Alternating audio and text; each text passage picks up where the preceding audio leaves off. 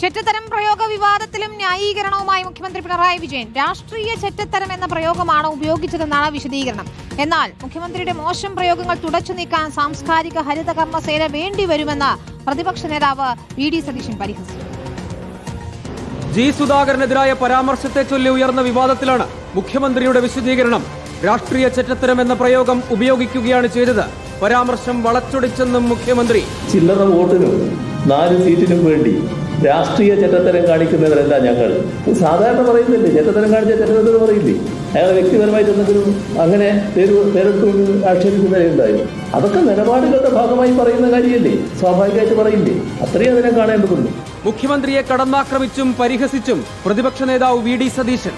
ഇവരുടെയൊക്കെ ഒരു മനോഭാവം എന്ന് പറയുന്നത് ഉള്ളിലൊരു മുതലാളിത്ത മനോഭാവമാണ്. കമ്മ്യൂണിസ്റ്റ് ആണെങ്കിൽ ചുമ്മാ പറയാ, കമ്മ്യൂണിസ്റ്റ് ചുമ്മാ പറയാ. തിരഞ്ഞെടുപ്പ് പ്രചാരണം നിർണായക ഘട്ടത്തിലേക്ക് കടന്നതോടെ എല്ലാ സാധ്യതകളും ഉപയോഗിച്ച് മുന്നണികൾ. ഇതിനിടെയാണ് വീണ് കിട്ടിയ പരാമർശത്തെ പ്രതിപക്ഷം ആയുധമാക്കിയത്. റിപ്പോർട്ടർ, കൊച്ചി.